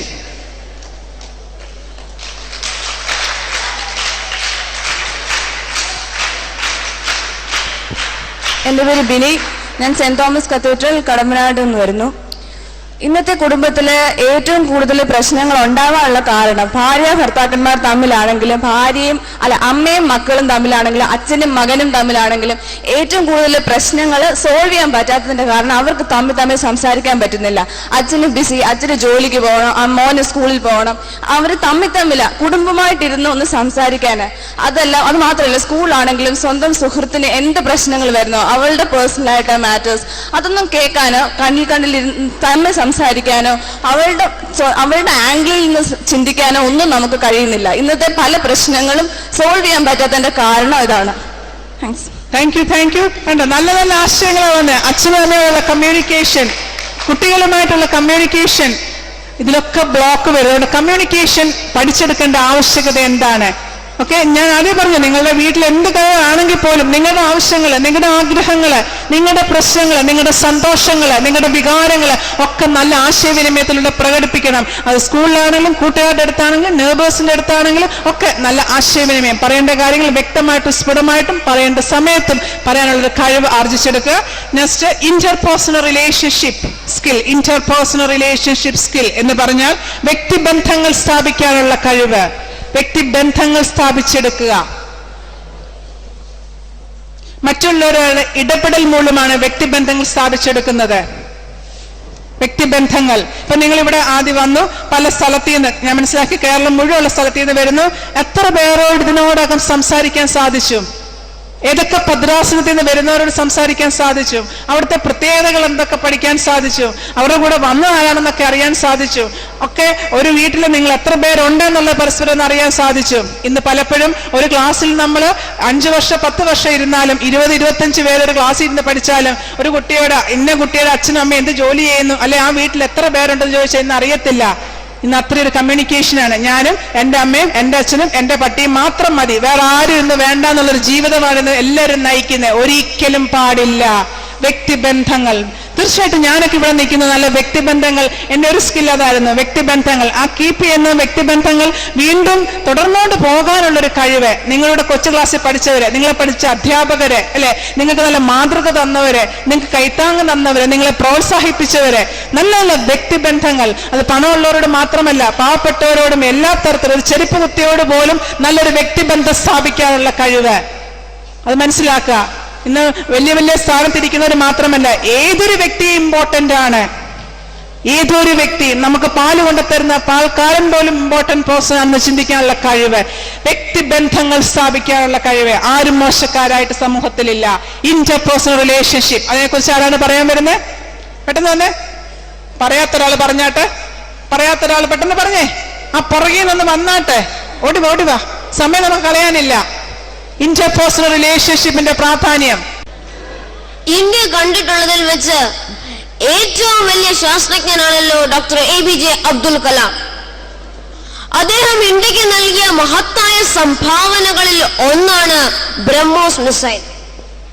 നിങ്ങൾക്കറിയാമല്ലോ, ബ്രഹ്മോസ് മിസൈൽ ഇന്ത്യ റഷ്യൻ കൂട്ടുകെട്ടിന്റെ ഒരു പരിണിത ഫലമാണ്. ഇന്ത്യൻ ശാസ്ത്രജ്ഞനായ അബ്ദുൽ കലാം റഷ്യയിൽ ചെന്നപ്പോൾ അവിടുത്തെ വലിയൊരു ശാസ്ത്രജ്ഞൻ അവിടുത്തെ പ്രസിഡന്റിന് പോലും കയറുവാൻ സാധിക്കാത്ത അവരുടെ ഗവേഷണശാലയിൽ വെച്ച് അവരുടെ കണ്ടുപിടുത്തങ്ങൾ കാണിക്കുന്നു. അതുപോലെ തന്നെ APJ അബ്ദുൽ കലാം ഇന്ത്യയിലും കാണിക്കുന്നു. ഇത് തമ്മിൽ, ആ 2 ശാസ്ത്രജ്ഞന്മാർ തമ്മിലുള്ള ഒരു വ്യക്തിബന്ധം അവിടെ വരുന്നുണ്ട്.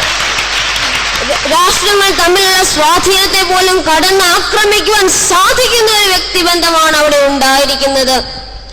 എന്നാൽ നാം നമ്മുടെ വ്യക്തിബന്ധങ്ങൾ സ്ഥാപിക്കുമ്പോൾ അത് നല്ലതിനാണോ അതോ അത് ചീത്ത കാര്യങ്ങൾക്ക് വേണ്ടിയാണോ എന്ന് ചിന്തിക്കണം.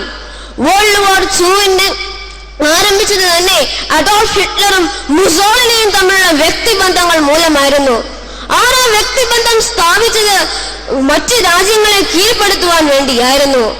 ആകയാൽ നാം വ്യക്തിബന്ധങ്ങൾ നാം എപ്പോഴും, അത് വളരെ അത്യാവശ്യമാണ്. ഇന്ന് നമ്മൾ no man can live in isolation in this world. അതുകൊണ്ട് നാം മറ്റുള്ളവരുമായി കൂടിച്ചേരണം. പക്ഷേ ആ സമയത്തും നാം നമ്മെ തന്നെ സൂക്ഷിക്കണം എന്നും കർത്താവ് തന്നെ പറയുന്നുണ്ട്. താങ്ക് യു ലോട്ട് മോനെ, താങ്ക് യു വെരി മച്ച്. വ്യക്തിബന്ധങ്ങൾ, അതിനകത്തൊരു പോയിന്റ് കിട്ടിയോ? വ്യക്തിബന്ധങ്ങൾ നന്മയ്ക്കാണോ തിന്മയ്ക്കാണോ? അത് പറയാം, നിങ്ങൾ ആശയങ്ങൾ കൊണ്ടുവരണം. നന്മയ്ക്കാണോ തിന്മയ്ക്കാണോ വ്യക്തിബന്ധങ്ങൾ സ്ഥാപിച്ചെടുക്കേണ്ടത്? നല്ല നല്ല വ്യക്തിബന്ധങ്ങൾ കൂടെ സമൂഹം കെട്ടിപ്പടുക്കത്തുള്ളൂ, സഭ കെട്ടിപ്പടുക്കാൻ സാധിക്കുകയുള്ളൂ. വ്യക്തിബന്ധങ്ങളുടെ മൂല്യങ്ങൾ മനസ്സിലാക്കുക. അടുത്തത് സെൽഫ് അവയർനെസ്, സ്വയം നിരീക്ഷിക്കുക, സ്വയം മനസ്സിലാക്കുക. സെൽഫ് അവയർനെസ്, എന്റെ കഴിവെന്താണ്, എന്റെ കുറവെന്താണ്, എന്നെ തന്നെ ഒന്ന് വിലയിരുത്താൻ കഴിയുക. Self awareness. എന്റെ കഴിവുകേടുകളും എന്റെ നന്മയും എന്റെ അസറ്റും എന്റെ വീക്ക്നെസ്സും ഒക്കെ ഒന്ന് തിരിച്ചറിയാൻ പറ്റുക, എന്റെ കഴിവുകളെ നിലനിർത്തുക, കഴിവുകേടുകളെ പരിഹരിക്കാൻ ശ്രമിക്കുക. അതാണ് സെൽഫ് അവെയർനെസ്. തീർച്ചയായിട്ടും വന്നാട്ട്, ഇനി അത് പെൺപിള്ളേരുടെ ഭാഗത്തു നിന്ന് പെട്ടെന്ന് വന്നാട്ട് സെൽഫ് അവെയർനെസ്. നമുക്ക് നമ്മളെ കുറിച്ച് തന്നെയുള്ള കൺസെപ്റ്റ്, നമ്മളെ കുറിച്ച് തന്നെയുള്ള കാഴ്ചപ്പാട്, സെൽഫ് അവെയർനെസ്. പെട്ടെന്ന് വന്നാട്ട് ഒരു ക്ലാപ്പ് കൊടുത്തേ, നല്ലൊരു ക്ലാപ്പ് കൊടുത്താട്ടെ. എൻ്റെ പേര് ജിൻസി മാത്യു. ഞാൻ കബീർസിലെ ഓർത്തഡോക്സ് ചർച്ചയിൽ നിന്ന് വരുന്നു. നിർണയം ഭദ്രാസനം. നമുക്ക് നമ്മളുമേൽ തന്നെ ഒരു വ്യക്തിത്വം ഉണ്ടാക്കണം. എനിക്കത് നേടാം, എനിക്കത് സാധിക്കും എന്നുണ്ടെങ്കിൽ നമുക്ക് തന്നെ സെൽഫ് കോൺഫിഡൻസ് വേണം. എങ്ങനെ നമുക്ക് സെൽഫ് അവെയർനെസ് ഉണ്ടാകാൻ സാധിക്കുകയുള്ളൂ. ലോകത്ത് നമ്മളെപ്പോഴും മറ്റുള്ളവരിൽ നിന്ന് നമ്മൾ മാറ്റി നിർത്തും നമ്മളെ തന്നെ. നമുക്ക് സാധിക്കും, എനിക്കവിടെ ഉറപ്പായിട്ടും വിജയിക്കാൻ സാധിക്കും എന്നുള്ളൊരു എപ്പോഴും തോന്നലുണ്ടായിരിക്കണം. നമ്മളെപ്പോഴും നമ്മുടെ ഇതിനെ പോസിറ്റീവായിട്ട് കാണാൻ ശ്രമിക്കണം. എപ്പോഴും നെഗറ്റീവായിട്ട് കാണുമ്പോഴാണ് അവർക്ക് അവിടെ പ്രശ്നം ഉണ്ടാകുന്നത്. ഇപ്പം നമ്മൾ ഓർക്കുക എനിക്ക് എന്നെ സാധിക്കത്തില്ല, എനിക്കിവിടെ വന്ന് പറയാനൊന്നും സാധിക്കില്ല എന്ന് വിചാരിച്ച് നമുക്ക് സാധിക്കത്തില്ല. എന്നാൽ അങ്ങനെയല്ല, ദൈവം തന്നെ നമ്മൾ താരതമ്യങ്ങൾ നമ്മൾ ശരിയായ രീതിയിൽ അത് കഴിവിനെ നമുക്ക് പ്രവർത്തിച്ചാൽ നമുക്കത് നമ്മുടെ കഴിവ് നമുക്ക് നമ്മളിൽ തന്നെ തിരിച്ചറിയാൻ സാധിക്കത്തുള്ളൂ. ഇപ്പൊ എനിക്ക് പാട്ട് പാടുകൊണ്ട് ഞാൻ പാട്ട് പാടത്തില്ല, എന്നെ കൊണ്ട് സാധിക്കത്തില്ല, ഒരിക്കലും അങ്ങനെ വിചാരിക്കാൻ പാടില്ല. എപ്പോഴും അതിന് പോസിറ്റീവായി കാണണം. എനിക്ക് സാധിക്കും, എന്നെ കൊണ്ട് സാധിക്കും എന്നുള്ള I can done it, I definitely done it എന്നുള്ള ഒരു ഇതുണ്ടെങ്കിൽ നമ്മുടെ ജീവിതത്തിൽ തന്നെ നമുക്ക് സാറ്റിസ്ഫൈഡ് ഉണ്ടാകത്തുള്ളൂ. നമ്മുടെ ജീവിതം തന്നെ ഒരു സാറ്റിസ്ഫൈഡ് ആയിട്ട് മാറുകയുള്ളൂ. Thank you very much. Okay, self awareness, self concept ഉണ്ടാകുന്നത്, സെൽഫ് കോൺഫിഡൻസ് ഉണ്ടാകുന്നത്. പറഞ്ഞല്ലോ, എനിക്ക് സാധിക്കും, എന്നെ കൊണ്ട് പറ്റും, ഐ ക്യാൻ ചേഞ്ച്, എനിക്ക് എന്നെ ചേഞ്ച് ചെയ്യാൻ പറ്റും. സെൽഫ് കോൺഫിഡൻസ് ഉണ്ടാകുന്നു, സെൽഫ് റെസ്പെക്ട് ഉണ്ടാകുന്നു. ഇനി ഞാനിവിടെ ചോദിക്കട്ടെ, സ്വന്തമായിട്ട് സ്നേഹിക്കുന്ന ആരെങ്കിലും ഉണ്ടോ? സെൽഫ് ലവ് ഉള്ള ആരെങ്കിലും ഉണ്ടോ?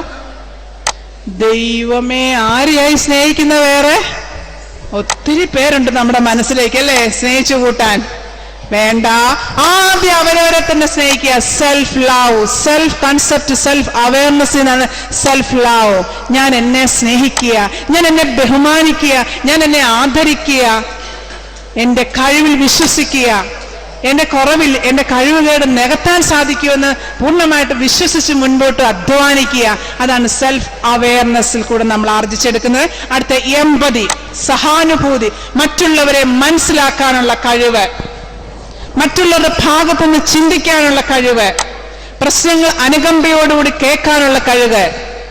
സിമ്പതി ആൻഡ് എമ്പതി ഡിഫറെന്റ് ആണ്. Sympathy, I can understand your problem, that is sympathy. I can feel your feelings, that is empathy. നീ അനുഭവിക്കുന്ന അതേ ദുഃഖം അതേപോലെ അതേ ആംഗിളിൽ നിന്ന് എനിക്ക് അനുഭവിക്കാൻ, എനിക്ക് മനസ്സിലാക്കാൻ, എനിക്ക് ഉൾക്കൊള്ളാൻ സാധിക്കുന്നു. എമ്പതി, സഹാനുഭൂതി എന്ന് പറഞ്ഞാട്ടെ അതിനെ കുറിച്ച്. ഇനി ആരാ ആമ്പിള്ളേരുടെ ഭാഗത്തുനിന്ന് പെട്ടെന്ന് വന്നാൽ ക്ലാപ്പ് അടിക്കുക, നല്ലൊരു ക്ലാപ്പ് കൊടുത്തേ. എൻ്റെ പേര് സോനു സണ്ണി. ഞാൻ മാവേലിക്കര ഭദ്രാസനത്തിൽ നിന്ന് വരുന്നു. ഈ ലോകത്തിൽ ഇപ്പോൾ സഹാനുഭൂതി ഇല്ലാത്തതാണ് ഏറ്റവും വലിയ കുറവ്. നമ്മൾ മറ്റുള്ളവരെ മനസ്സിലാക്കാതെ സ്വന്തം കാര്യത്തിൽ തന്നെ അടിയുറച്ച് വിശ്വസിക്കുന്നു. അതാണ് ഇപ്പോൾ ഓരോ രാജ്യത്തിന്റെ താഴ്ചയ്ക്കും ഇല്ലായ്മയ്ക്കും കാരണമാകുന്നത്. മറ്റുള്ളവരുടെ ദുഃഖങ്ങൾ അറിഞ്ഞ് അവരെ സഹായിക്കുകയാണ് ആദ്യം നമുക്ക് വേണ്ടത്. ആദ്യം ദൈവത്തെ അറിയണം. ആദ്യം നമുക്ക് ബാക്കിയുള്ളവരെ എങ്ങനെ സഹായിക്കാം എന്നാദ്യം ചിന്തിക്കണം. അതനുസരിച്ച് ബാക്കിയുള്ളവരെ സഹായിക്കണം. അവരുടെ ദുഃഖങ്ങൾ അറിയണം. അതനുസരിച്ചാണ് നമ്മൾ പ്രവർത്തിക്കേണ്ടത്. Thank you very much. അതായത് നമ്മളെ ഇവിടെ ഇത് ക്രിയേറ്റ് ചെയ്യുമ്പോൾ അത് നമ്മുടെ വീട്ടിലുള്ള സിക്ക് പേഴ്സൺസ് ഉണ്ട്, പ്രായമുള്ള അപ്പച്ചനും അമ്മച്ചും, അവരോടൊക്കെ ഒരു സഹാനുഭൂതി ഉണ്ടായിരിക്കണം. മനസ്സിലായോ? നമ്മൾ വീട്ടിൽ നിന്നാണ് ഇതെല്ലാം നമ്മൾ പഠിച്ചെടുക്കേണ്ടത്. മനസ്സിലായോ? വീട്ടിൽ നിന്നാണ് ഇതെല്ലാം നമ്മൾ അഭ്യസിച്ചെടുക്കേണ്ടത്. സഹാനുഭൂതി വീട്ടിൽ നിന്ന് തന്നെ തുടങ്ങേണ്ടത്.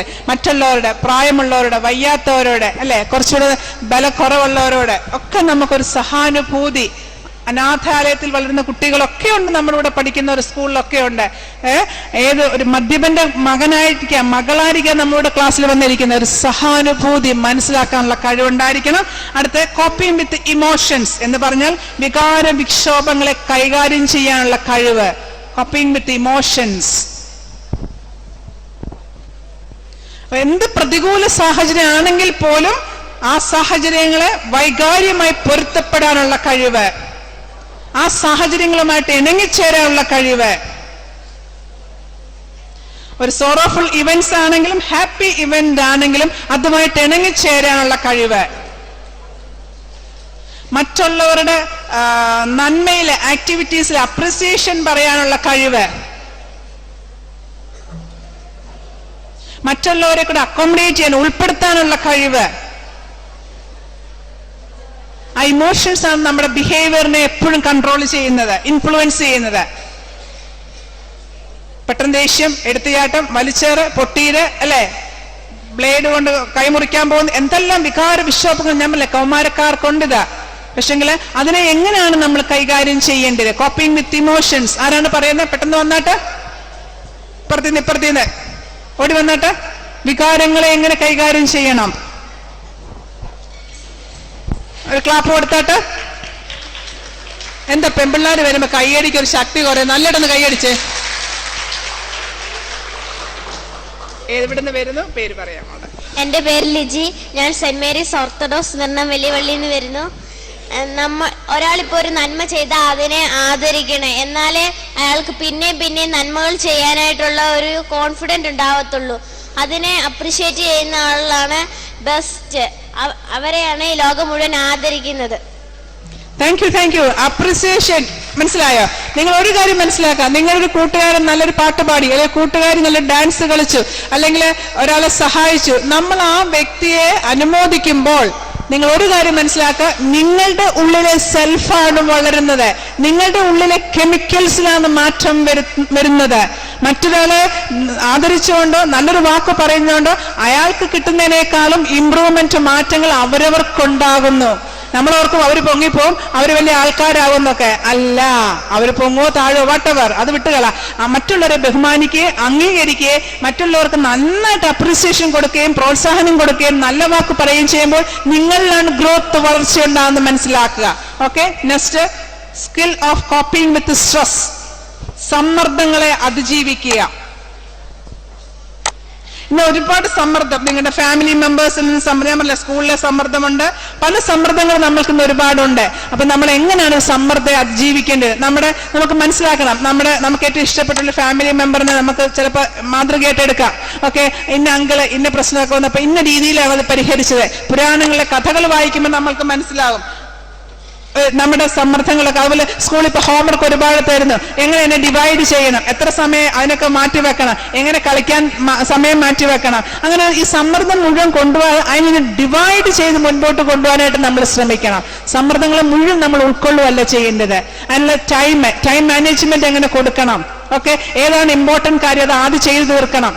ഓക്കെ, ഇതിനകത്തെല്ലാം വീണ്ടും നമ്മുടെ ഡിസിഷൻസ് ഒക്കെ വരികയാണ്, പ്രോബ്ലം സോൾവിംഗ് ഒക്കെ വരികയാണ് ഇതിനകത്ത്. അപ്പൊ എങ്ങനെയാണ് ഒരു സമ്മർദ്ദത്തെ കൈകാര്യം ചെയ്യുന്നത്? ഇനി ആരാ വരുന്നത്?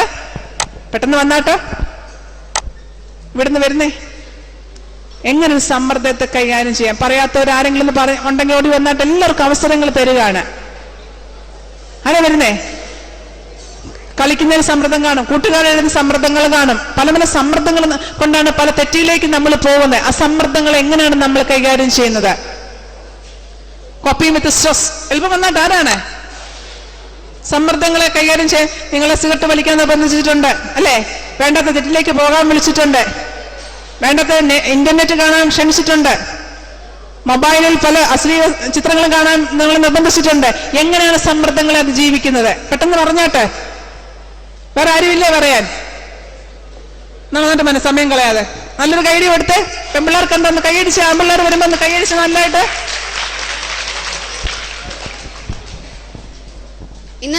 ഇന്നത്തെ ഈ ജീവിതത്തിൽ കുട്ടികൾ തന്നെ ഈ പീരീഡിൽ ധാരാളം കാര്യങ്ങൾ സമ്മർദ്ദപ്പെടുന്നുണ്ട്. അതായത് ഇപ്പൊ നമ്മുടെ മറ്റുള്ള കൂട്ടുകാരെ പല ചീത്ത കാര്യങ്ങളിലേക്ക് നമ്മളെ വിളിക്കും. അപ്പോൾ നമുക്കവിടെ നോ എന്ന് പറയുവാൻ നമുക്ക് സാധിക്കണം. ഒരു കൈയടി കൊടുത്ത് നോ. ഇന്ന് പലപ്പോഴും പല കൂട്ടുകാർക്കും അത് സാധിക്കുന്നില്ല. പലപ്പോഴും ചിലർ ഇതിൽ അകപ്പെട്ടു പോകുന്നു. ഈ പലതരം സമ്മർദ്ദങ്ങൾ ഈ കുടുംബജീവിതത്തിലും നമ്മുടെ ജീവിതത്തിൽ തന്നെയാണെങ്കിൽ കുട്ടികളുടെ ഈ ജീവിതത്തിൽ തന്നെ ധാരാളം സമ്മർദ്ദങ്ങൾ ഉണ്ടാകുന്നുണ്ട്. അതൊക്കെ നമുക്ക് നേരിടുവാനും അത് പരിഹരിക്കുവാനും നമുക്ക് തന്നെത്താനെ കഴിയുവാൻ നമുക്ക് ഏവർക്കും സാധിക്കണം. നമ്മുടെ ഇപ്പോൾ തന്നെ ഒരു മെയിൻ വാർത്തയാണ് മുല്ലപ്പെരിയാർ. അത് എങ്ങനെ അത് സോൾവ് ചെയ്യണമെന്ന് നമ്മുടെ ഇവിടുത്തെ മന്ത്രിമാരും മറ്റുള്ളവരും ഒക്കെ ചിന്തിക്കുന്നുണ്ട്. ഇതുപോലെ തന്നെയൊക്കെയുള്ള കാര്യങ്ങളാണ് നമ്മുടെ ജീവിതത്തിൽ വേറെ ഒത്തിരി സംഭവങ്ങൾ ഉണ്ടാകുന്നുണ്ട്. അതൊക്കെ നമുക്ക് അതിജീവിക്കുവാൻ സാധിക്കുന്നുണ്ട്. പരിശുദ്ധന്മാരും മറ്റുള്ളവരും ഒക്കെ ഇതൊക്കെ അതിജീവിച്ചാണ് അവർ ഇത്രയും വലിയ കാര്യങ്ങളിലേക്ക് എത്തുന്നത്. അതുപോലെ നമുക്ക് ഏവർക്കും ഇതിന് സാധിക്കണം. ഓക്കെ, നല്ലൊരു ക്ലാപ്പ് കൊടുത്തേ മോനെ. Thank you.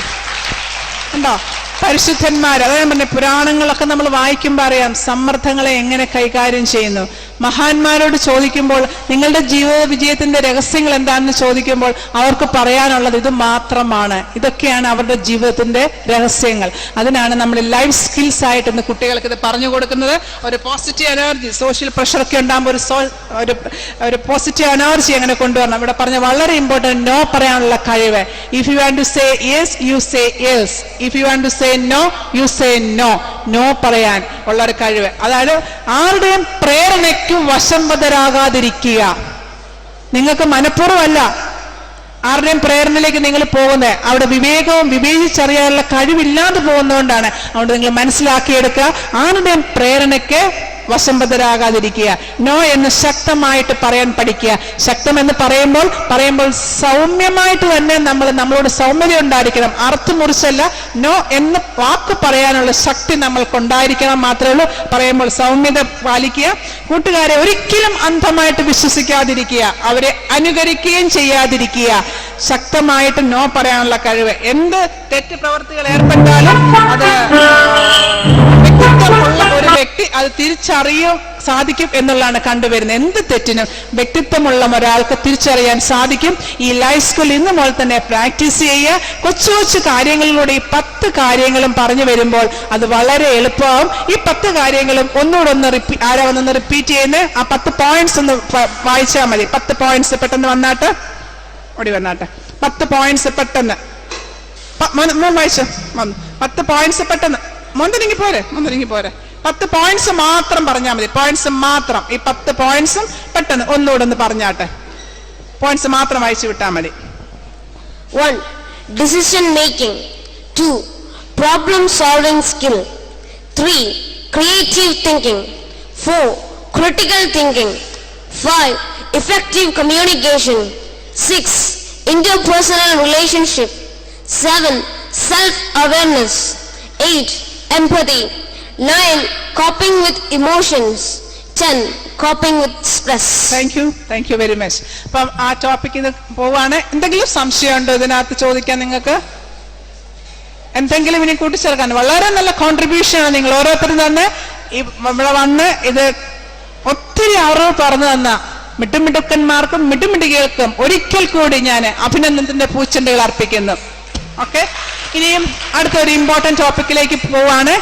വ്യക്തിത്വ വികസനത്തിന്റെ മറ്റൊരു കാര്യം. ഇന്ന് ഒരുപാട് തരം അബ്യൂസ് ഇന്ന് സമൂഹത്തിലുണ്ട്. പ്രത്യേകിച്ച് ചൈൽഡ് സെക്സ് അബ്യൂസ് ഇന്ന് ഒരുപാട് നടക്കുന്ന ഒരു കാലഘട്ടമാണ്. തീർച്ചയായിട്ടും ഇതിന്റെ ഒന്ന് ടോപ്പിക്ക് പറഞ്ഞു കഴിയുമ്പോൾ മുതിർന്നവരൊക്കെ പുറത്തേക്ക് അങ്ങ് ഇറങ്ങി മാറുക. കുട്ടികളുമായിട്ട് കുറച്ചൊന്ന് ഇന്ററാക്ട് ചെയ്യാനുണ്ട്. തീർച്ചയായിട്ടും ആ പോയിന്റ്സ് മാത്രം ഒന്ന് പറഞ്ഞിട്ട് ബാല ലൈംഗിക ചൂഷണം മുതിർന്ന വ്യക്തിയുടെ ഭാഗത്തു നിന്നും ലൈംഗിക ലക്ഷ്യത്തോടുകൂടി കുട്ടികളുടെ നേർക്ക് നടക്കുന്ന മാനസികമോ ശാരീരികമോ ആയ ഏത് നീക്കവും ബാല ലൈംഗിക ചൂഷണമാണ്. കുട്ടികൾ മനസ്സിലാക്കുക. ഞാൻ പറഞ്ഞു, നിങ്ങളുടെ ഓരോ ഏജിൽ കൂടെ നിങ്ങൾ കടന്നു വരികയാണ്. അതുകൊണ്ട് നിങ്ങൾ മനസ്സിലാക്കുക, ഇന്ന് പ്രായപൂർത്തിയാകണമെന്നൊന്നുമില്ല. കൊച്ചു കുഞ്ഞുങ്ങൾക്ക് പോലും ചൂഷണങ്ങൾ ഏറിടുന്ന ഒരു കാലഘട്ടത്താണ് നമ്മൾ ജീവിക്കുന്നത്. ആ ചൂഷണത്തെ തിരിച്ചറിയാൻ സാധിക്കണം. നിയമപ്രകാരം 16 വയസ്സിന് താഴെയുള്ള കുട്ടികളുമായിട്ട് ലൈംഗിക ബന്ധം പുലർത്തുന്നത് ബാല ലൈംഗിക പീഡനമാണ്. ഒരിക്കലും ചിന്തിക്കേണ്ട പെൺകുട്ടികൾ മാത്രമാണ് പീഡനത്തിന് ഇരയാകുന്നത്. ആൺകുട്ടികൾ ചിന്തിക്കേണ്ട. 4-1 പെൺകുട്ടികൾ പീഡനത്തിന് ഇടയാകുമ്പോൾ 6-1 ആൺകുട്ടികളും ലൈംഗിക പീഡനത്തിന് ഇരയാകുന്നുണ്ട് എന്നുള്ളത് മനസ്സിലാക്കുക.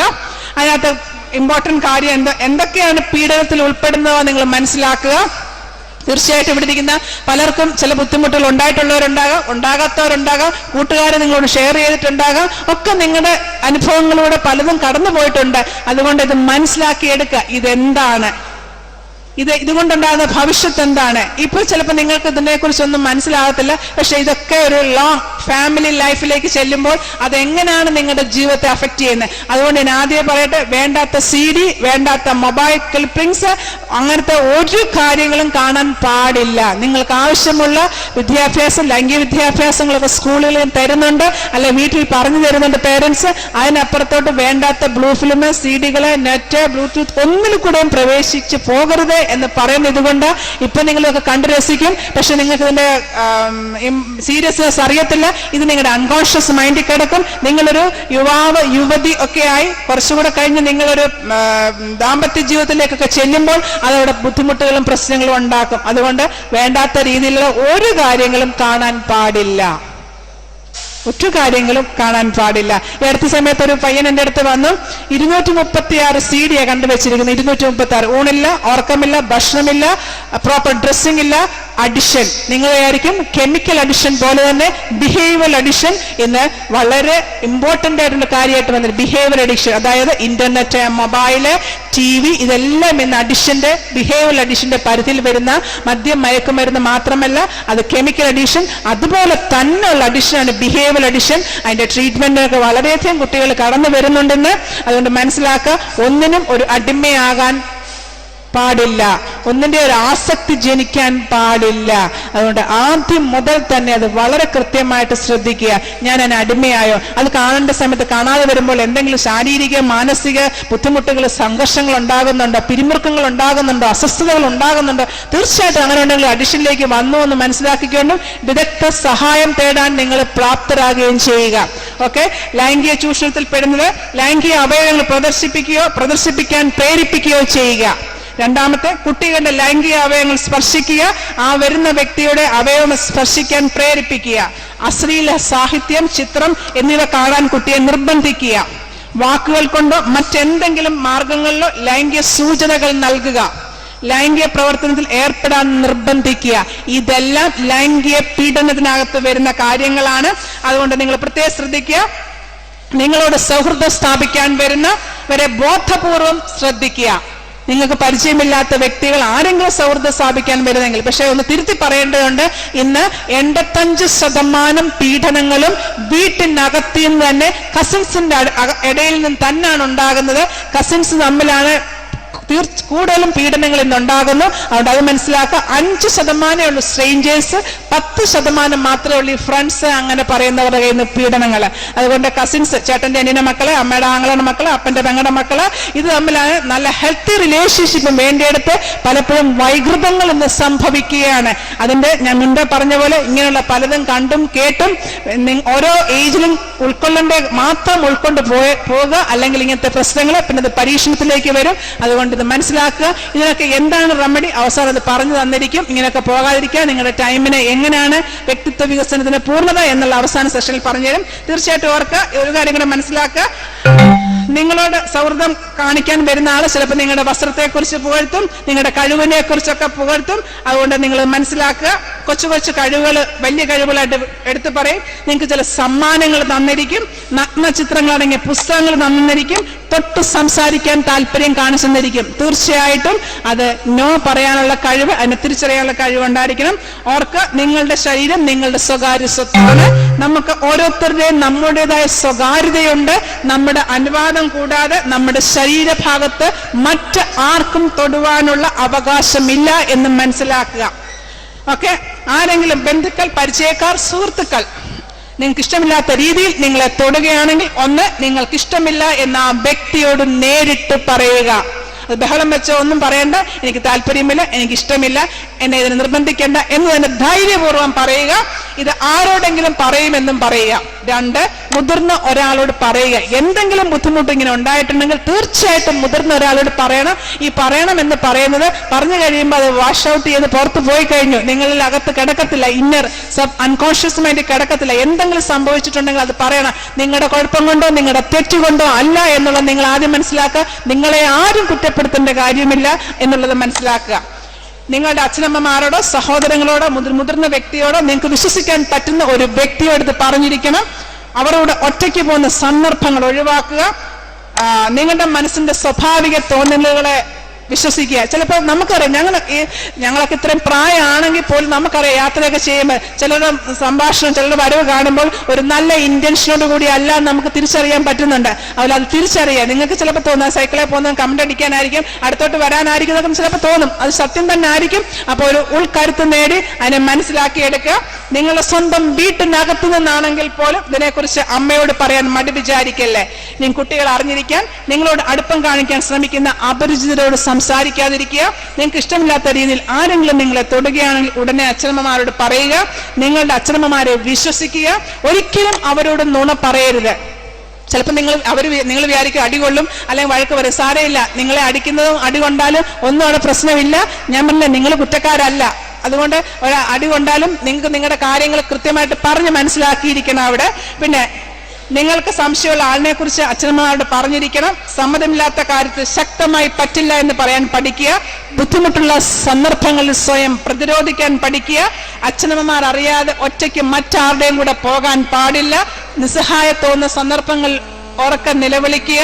ബസ്സിനുള്ളിലോ മറ്റ് പൊതുസ്ഥലത്ത് വെച്ചോ ആണെങ്കിൽ പോലും അനാവശ്യമായി ആരെങ്കിലും തൊടുകയാണെങ്കിൽ ഉറക്കെ പറയുക.